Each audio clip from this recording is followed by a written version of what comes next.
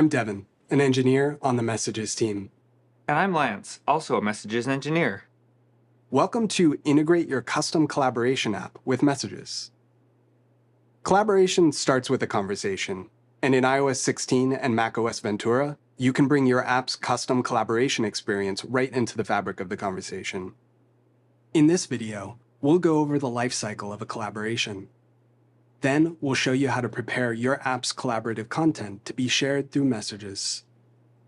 Next, we'll give you everything you need to instantly verify recipient access and respond to participant changes, all without compromising privacy. Finally, we'll show you how your app can post notices about the content right to the Messages conversation. This video assumes your app has existing collaboration infrastructure and has already adopted universal links.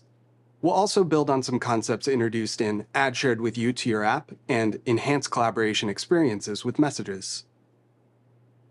First up, I'll go over the lifecycle of a custom collaboration message to illustrate how this API allows your users to start collaborating faster than ever. When a user decides to share a collaboration from your app through Messages, you first create metadata to represent the content.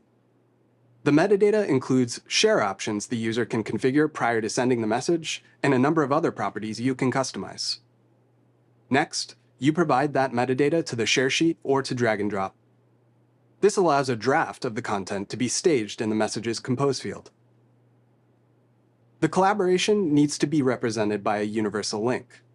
That can be created immediately, but it's best deferred until right before the message is sent. This is useful if your app's link creation depends on the selected share options or recipients, as configured in the Messages Compose field. The user chooses the recipients and share options and taps the Send button. Before the message is sent, Messages asks your app for the universal link and a device-independent identifier for the content. Using that identifier, Messages provides a set of cryptographic identities representing the recipients of that specific collaboration message. Your app will use these identities later to allow the recipients to immediately open the link on any of their devices. Your app stores those identities on its servers and associates them with the shared content. Once your app finishes this step, the message is sent to the recipients. Now, here's what happens on the receiving device.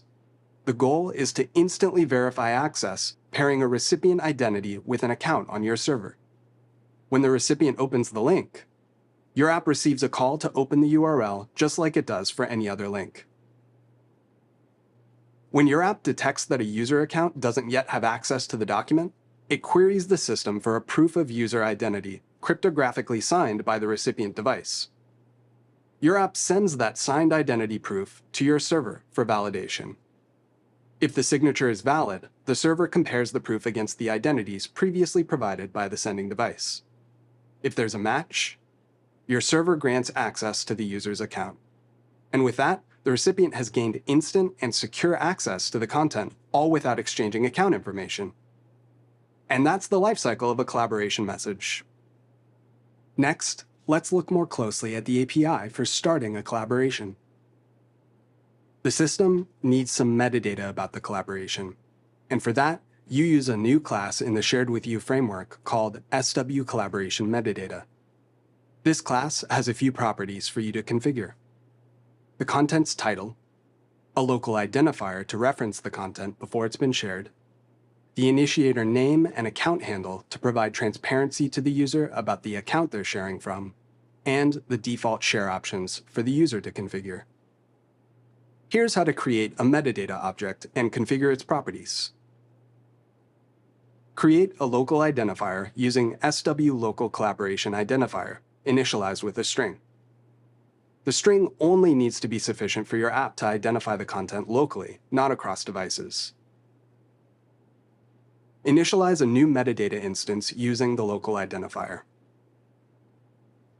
Set the content title, the initiator's account handle, and their name using person name components from the Foundation framework. The handle and name are only displayed locally so the user can confirm the account they're sharing from. Next, set the default share options. Before I show you how to do that, I'll first describe how options work. Share options are the settings a user configures on the collaboration in Messages or the share sheet. The options selected by the user are provided to you before the message is sent. Share options might include settings like who can make edits to a collaboration or who should have access to the content. You use a few classes to define options, starting with SW Collaboration Option. Depending on how they're grouped, options represent individual switches or mutually exclusive values for a setting. Options have a title and an identifier, and they're either selected or unselected.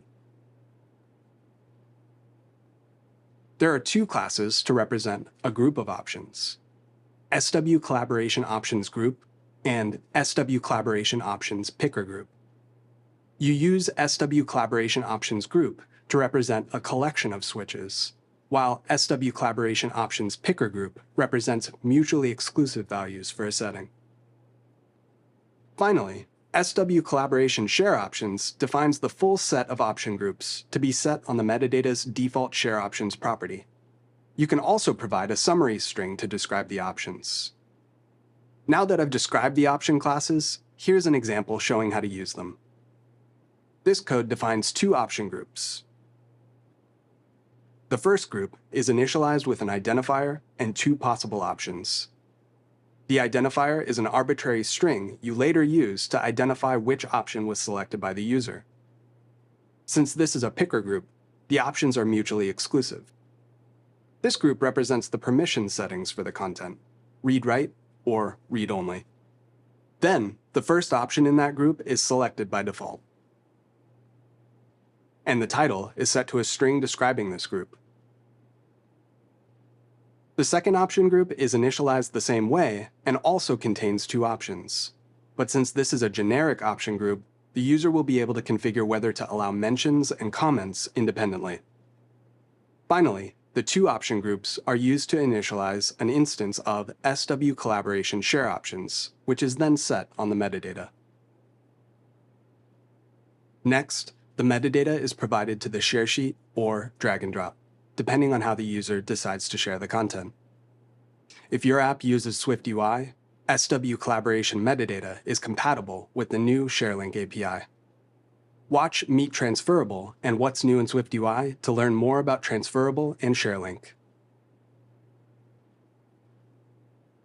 Here's how easy it is to support collaboration on a proxy representation in SwiftUI. From within a transferable model object, set up a proxy representation to return a collaboration metadata instance.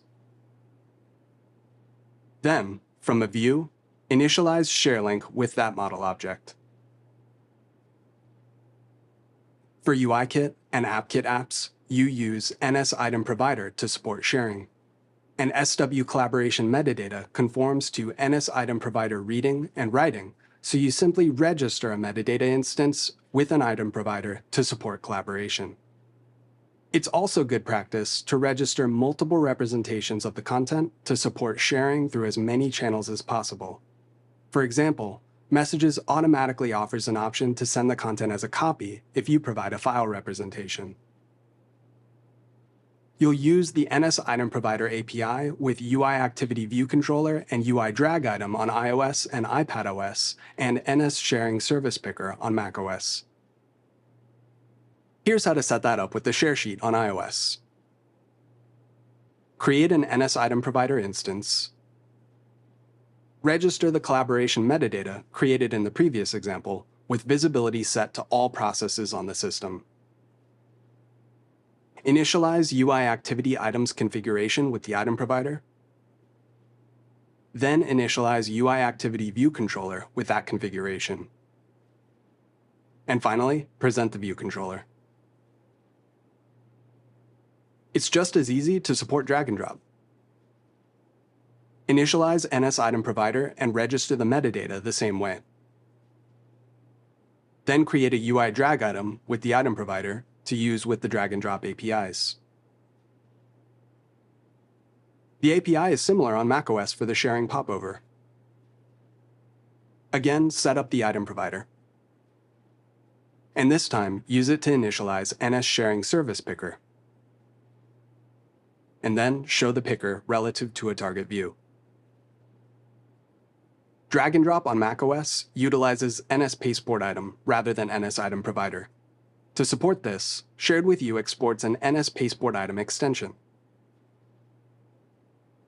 Using that extension, set the collaboration metadata directly on a new NS-PasteboardItem instance in order to support drag and drop. And that's all you need for a draft of your collaborative content to be staged in Messages. Next, when the user taps the Send button, the system coordinates with your app to set up the share. It does this through a new class called SW Collaboration Coordinator. SW Collaboration Coordinator is a singleton, meaning there's a global shared instance. That shared instance coordinates the collaboration through a delegate you define called an action handler. To ensure your app is always available to coordinate collaborations, it will be launched in the background when needed, so you should register the delegate soon after launch and handle actions immediately to avoid timeouts. Here's how to set up the collaboration coordinator after your app finishes launching. Access the singleton coordinator instance through the shared property. Then, in the app-delegate's didFinishLaunchingWithOptions method, set the action handler property to an object that conforms to the SW Collaboration Action Handler protocol. The Action Handler protocol uses a new class called SW Action. SW Actions represent work your app is expected to perform. You fulfill actions to mark them as complete and fail them otherwise. The first action your app needs to handle is the Start Collaboration action. SW Start Collaboration action contains the collaboration metadata you set up earlier, updated with the user's selected share options. Once you've performed the necessary setup, you fulfill the Start action with the universal link and a device-independent identifier for the collaboration. If you explicitly fail the Start action, the message is canceled. Here's an implementation to handle the Start action using an example server request. First, retrieve the local identifier and user-selected share options from the action's metadata property. Set up a server request to prepare the collaboration using the identifier and options. Then, send the request to the server. This example uses async await. Finally, fulfill the action with the universal link and the device-independent identifier from the response. Or if there was an error, fail the action to cancel the message. If the Start action was successful, the system sends your app a second action to update the collaboration participants. The SW Update Collaboration Participants action contains the cryptographic identities for the participants. The identities are derived from the collaboration identifier fulfilled by the Start action in the previous step. Store the identities on your server associated with the content. You'll use this data for verifying access on the recipient devices. Finally, fulfilling this action will send the universal link in Messages. This example shows how to handle the Update Participants action. Retrieve the collaboration identifier from the action's metadata. This is the identifier you fulfilled while handling the Start action. Next, retrieve the participant data to store on your servers using the action's Added Identities property. Each identity has a data property called a root hash. This is the data you should store on your server for later use. Lance will go over more of the details about this property in the Verifying Access section. Set up another server request, this time to add the participants to the collaboration with the target identifier. And just like before, send the request to your server and fulfill or fail the action. This time, the fulfill method does not take any parameters. Now that you've set up the collaboration, your app has everything it needs to grant immediate access to the recipients of the message. I'll hand it over to Lance to show you how to do that. Thanks, Evan. In this section, I'll show how to provide immediate access to the recipients using the identity data you stored on your server in the previous step. The root hash property on SW person identity is used to do this verification. A root hash is a secure value used to uniquely identify a participant on their devices. In order to perform verification, you'll need to understand how to compute a root hash. I'll take you through that now. When a collaboration message is sent, it's actually sent individually to each of a person's devices. Messages identifies each device using a cryptographic public key. Since the goal is to allow access only on this set of devices, the root hash is derived from the set of public keys registered to each recipient. The root hash is the root node of a data structure called a Merkle tree. A Merkle tree is a binary tree that is built by performing a sequence of hashing operations. In order to derive an identity for the user based on their public keys, the keys are used as the leaves of this tree. The hashing algorithm used in the Merkle tree ensures that the root node can only be computed from that set of keys. In this example, this user has 3 devices and 3 public keys. The keys will be unique for each collaboration identifier provided by your app, using a process called key diversification. To prevent tracking the number of devices registered to a user, the set is padded with random keys up to a fixed size. The leaf nodes of the tree are created by hashing the padded set of diversified keys.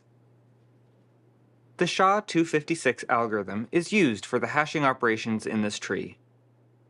Then, each pair of leaf nodes are concatenated and then hashed to derive their parent nodes. This process is repeated with the parent nodes, and repeated again until a single root node remains. This is the root hash used to uniquely represent this recipient's identity across their devices. Notice that it's possible to generate a root hash using a subset of the nodes from a complete Merkle tree.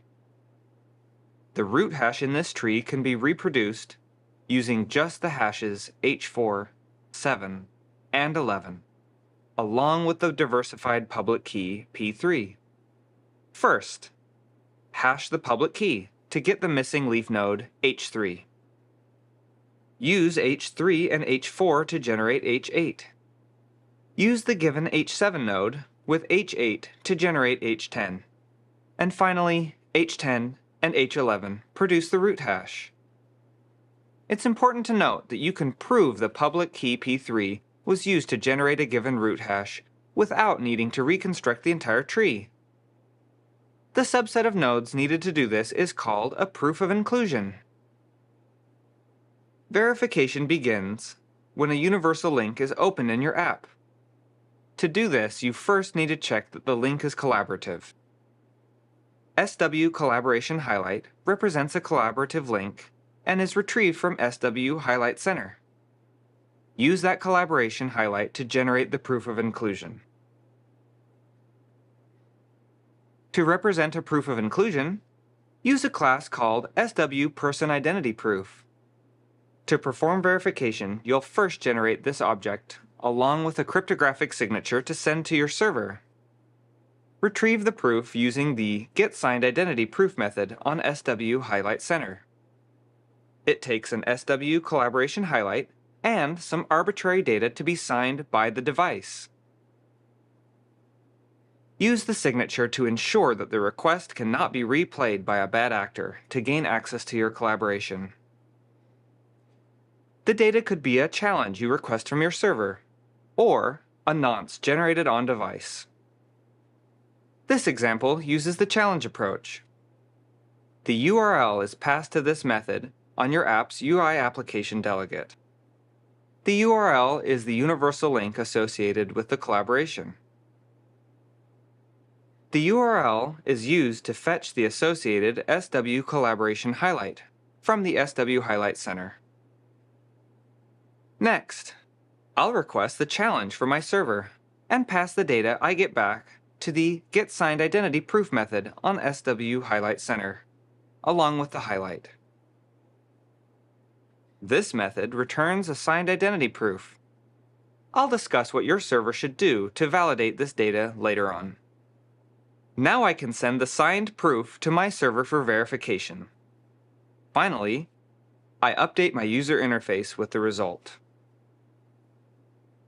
The app sends the proof to the server, along with the public key and the signed data. The data is signed using the elliptic curve digital signature algorithm over the P256 elliptic curve, using SHA-256 as a hash function. Verify the signature on the data using the public key in the identity proof. You can do this with most commonly used encryption libraries. Once you have verified the signature, you can trust that the identity proof was sent from the device associated with that public key. Next, you use the identity proof to recompute the root hash. Here is an example of what an SW person identity proof would contain, using the example tree we looked at before. Use it to reconstruct the root hash of a Merkle tree. The public key is P3. The inclusion hashes are H4, 7, and 11. A local key index of 2 indicates the position of the public key in the tree. Here is an example implementation that reconstructs a root hash from the properties on the proof. A recursive algorithm works nicely when working with tree data structures, so that's what I've done here. On the initial invocation, pass in the hash of the public key, the set of inclusion hashes, and the public key index.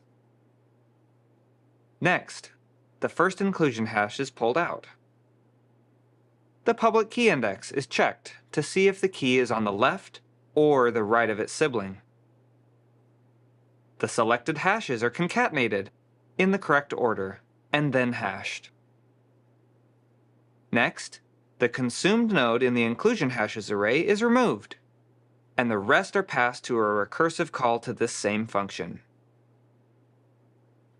The public key index is also updated so that it's ready for the next node in the tree. With this simple function, you can quickly compute a root hash given an identity proof. The server can now check that this generated root hash is in the list of root hashes the owner of the document uploaded during sending. The hash is present in the list of known hashes, so the server can grant access to the document. Now you can grant access to the document with confidence. To recap the steps you'll follow to verify an identity. First, look up the collaboration highlight for your content while handling its universal link. Next, sign some data and retrieve the proof of inclusion. Send the signed data and proof to your server. Verify the signature on the data. Using the proof of inclusion, generate the root hash. Finally, compare the root hash to the list of known identities associated with that content. Now that you know all about verifying access to your collaboration links, I'll talk about how to coordinate participant changes with messages. When the participants in a messages group change, and that group is collaborating together, a user can choose to propagate those changes to your app, right from a banner in the messages thread. In this scenario, your app receives another SW Update Collaboration Participants action containing the added and removed identities. You'll use the same code you wrote to handle this action when setting up a collaboration, but you'll also need to handle removed participants. For removal, simply look up any account associated with the removed identity and revoke their access. If no account is yet associated, simply delete the root hash from your database. Here's the implementation for the Update Participants action that Devin went over earlier. This example uses the removed identities property on the action and passes them to a similar removal API request. Note that this code only shows handling removed identities, but a complete implementation should handle both added and removed identities. And that's all you need to handle participant changes. Lastly, when changes are made to a collaboration, your app posts notices about those changes to be shown directly in messages. There are a few types of supported notices I'll go over in this section. Notices are displayed as a banner right in the conversation where the link was shared. The banner includes a description of what changed, as well as who made the change. In this conversation, Charlie made edits to the baking recipes document. Tapping the Show button connects them right back to the content. To represent a notice, the SharedWithYou framework has a protocol named SW Highlight Event. Highlight events are initialized with SW highlights retrieved from the SW Highlight Center API. Messages support several categories of events. A change event for content updates or comments. A membership event when a participant joins or leaves. A mention event when a user is mentioned in a collaboration. And a persistence event when content is moved or deleted. Here's an example showing how to post a change event for an edit to a collaboration. Using the Highlight Center API, retrieve a collaboration highlight for the target identifier. Remember, this identifier is one you defined during the collaboration initiation, so your app should have this available for use when a content change is made. Next, create a highlight change event instance. The initializer takes a highlight and a trigger enum value. In this case, set it to the edit type. Finally, again using the Highlight Center, post the notice for that event. Similarly, for membership changes, post a membership event. This time, passing the added collaborator or removed collaborator trigger type. Next, if your app supports user mentions, you can post a mention event. Initialize a person identity with the root hash of the mentioned user. Recall that you associated a person identity with a user account in your app while verifying access. Then, post the mention event in the same way, this time passing the mentioned identity as a parameter. This notice will only be shown in messages to the mentioned user. Finally, use the persistence event type when content is moved, renamed, or deleted. Here, the renamed trigger type is used to signify that the user changed the name of the content. And that is how your app can notify collaborators, and they will get those updates right in messages. And with that, you're ready to integrate your app's collaboration experience with messages by following a few steps. Set up your content to be shared collaboratively. Cryptographically verify participant access. Keep track of participant changes, and post notices in messages to connect your users right back to the content. Be sure to check out the Enhanced Collaboration Experiences with Messages video to learn more about the new UI elements you can display for collaborations. We can't wait to get collaborating with your apps. Devin and Lance cryptographically signing off. Thanks for watching.